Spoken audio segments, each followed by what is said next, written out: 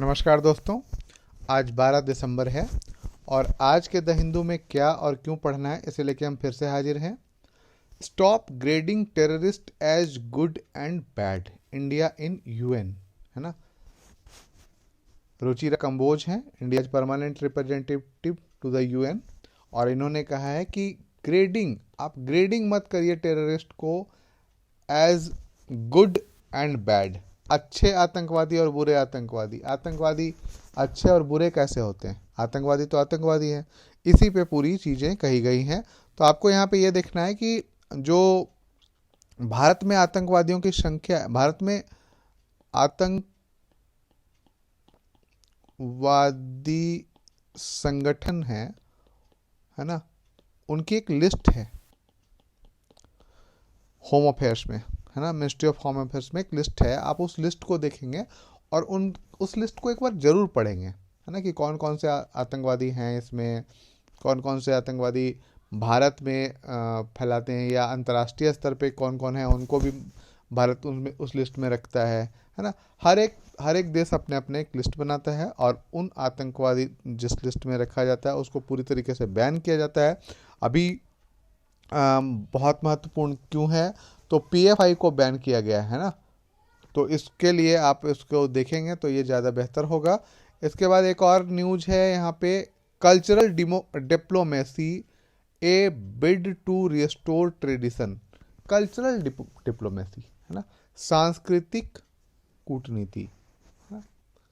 तो सांस्कृतिक कूटनीति का मतलब क्या है? जैसे अभी जो चीज़ें चल रही थी, काशी तमिल संगमम, है ना, काशी बनारस तमिल एकदम दक्षिण सुदूर दक्षिण और इनका संगम, एक तरीके से एक जगह जहाँ पे मिलाएं और एक तरीके से इसके बारे में चर्चा करें।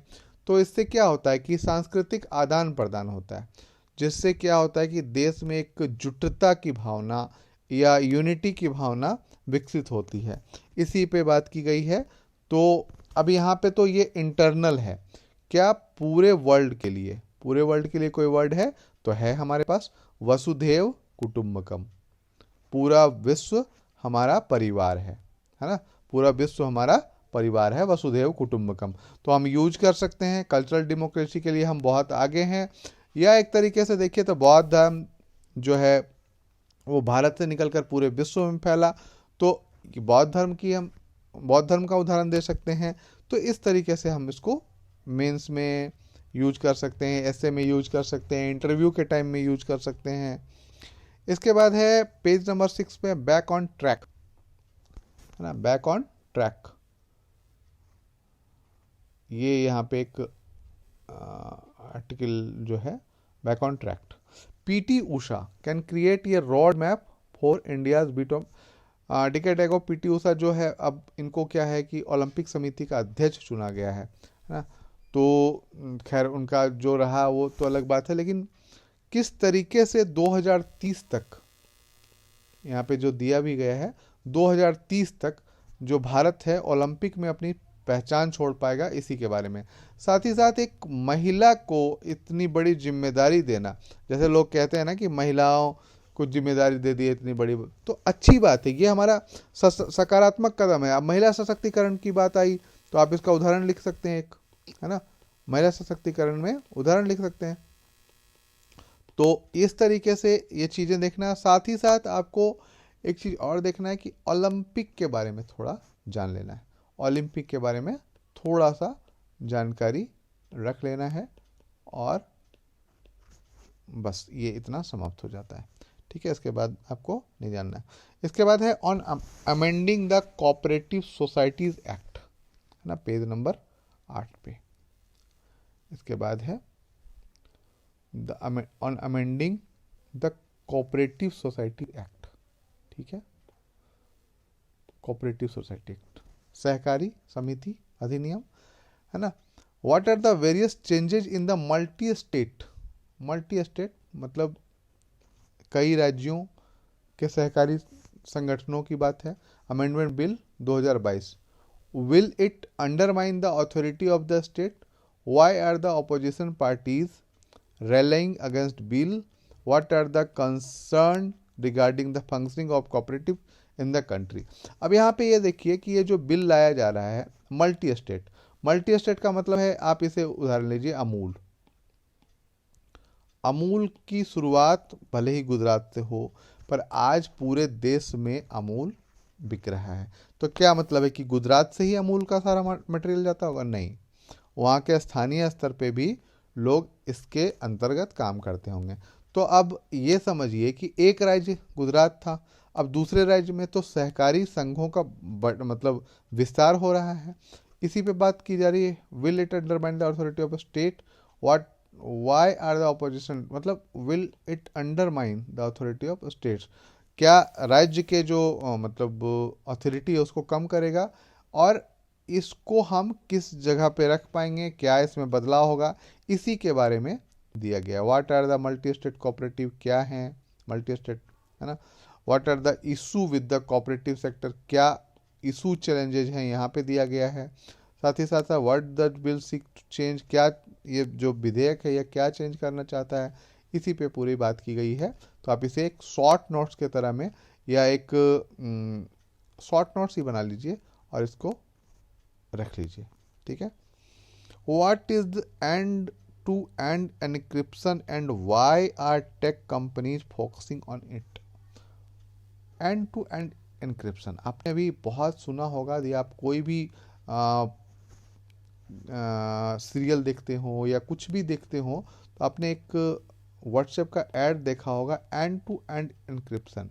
यदि आप व्हाट्सएप चलाते हैं तो वहाँ पे भी आप जाएंगे तो कोई भी मैसेज के चैट में आप सेटिंग में खोलेंगे तो एंड टू एंड एनक्रिप्शन दिखेगा, मतलब आपने जहाँ से भेजा और जहाँ तक गया इसके बीच में कोई तीसरा घुस नहीं सकता, ये बात होती है। और इसी के लिए टेक कंपनीज जो है इस पर फोकस क्यों कर रही है ना। क्या स्टोरी है, क्या है ये, वेयर इट यूज, कहाँ पे यूज कर सकते हैं, why are tech companies using it, क्यों यूज करती है, और what does mean it users, यह जो उपभोक्ता है या प्रयोग करता है उसके लिए क्या मतलब मायने रखता है ना। Why are government agency unhappy with it, है ना। जैसे आपने देखा होगा कि कई गवर्नमेंट एजेंसियां हैं, जैसे मान लीजिए कि मेरा व्हाट्सएप चैट है ना, मेरा व्हाट्सएप चैट है और कोई गवर्नमेंट कंपनी व्हाट्सएप से कहती है कि इसका व्हाट्सएप चैट मुझे पढ़ना है, तो व्हाट्सएप अधिकांश मुद्दों पर भारत में भले ही ना करे लेकिन अमेरिका जैसे देशों में इनकार कर देता है कि हम उसके निजी चैट को आपके सामने नहीं ला सकते हैं। और इसी के कारण से जो सरकारें हैं वो उससे खपा रहती हैं, उन कंपनियों से जो एंड टू एंड इंक्रिप्शन देते हैं उनसे खपा रहती है। तो यही बात है, तो आप इसे पढ़ लेंगे, है ना। इसके बाद है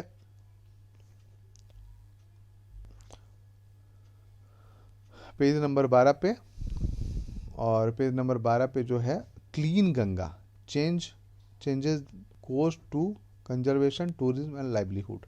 अभी यहाँ पे जो नमामि गंगे आपको याद होगा, नमामि गंगे, है ना, नमामि गंगे की बात जब हुई थी तो उसमें क्या था कि हम गंगा को साफ करेंगे, गंगा से जो प्रदूषण है उसे हटाएंगे। लेकिन अब जो है ये चेंज कर दिया गया है, इसमें क्या किया गया है, कंजर्वेशन, संरक्षण, पर्यटन और आजीविका को इससे जोड़ दिया गया है।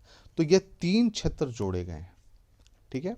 तो नमामि गंगे परियोजना पर आप जाएंगे साथ में, और यहाँ पे जो एक लाइन है अर्थ गंगा, है ना, तो उसे आप देखेंगे और इसे बहुत अच्छे से समझेंगे। देखिए क्या है कि गंगा जो है, गंगा का मैदान जो है हमारे भोजन की उपलब्धता में बहुत ही ज़्यादा सहायक है, और इसके कारण से गंगा को जीवनदायिनी भी बोला जाता है।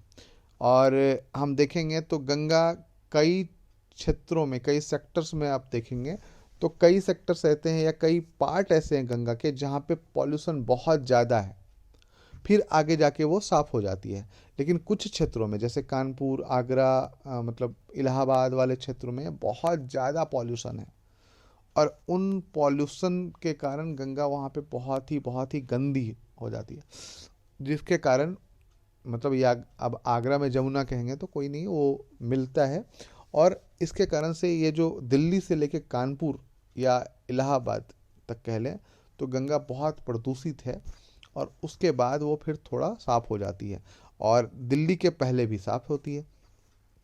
तो इसी पे पूरी बात की गई है, और हम जो है अब कुछ 3 चीज़ें और जोड़ दी गई हैं। कौन कौन सी चीज़ें? कंजर्वेशन, टूरिज्म और लाइवलीहुड। यदि ये जोड़ दिया जाता है तो किस प्रकार से काम करेंगे, नमामि गंगे किस प्रकार का था मामला, है ना, इन चीज़ों को देख के हम इसे पूरा समझ लेंगे। ठीक है, तो आज के लिए इतना ही है दोस्तों, फिर कल मिलते हैं क्या और क्यों पढ़ें के साथ।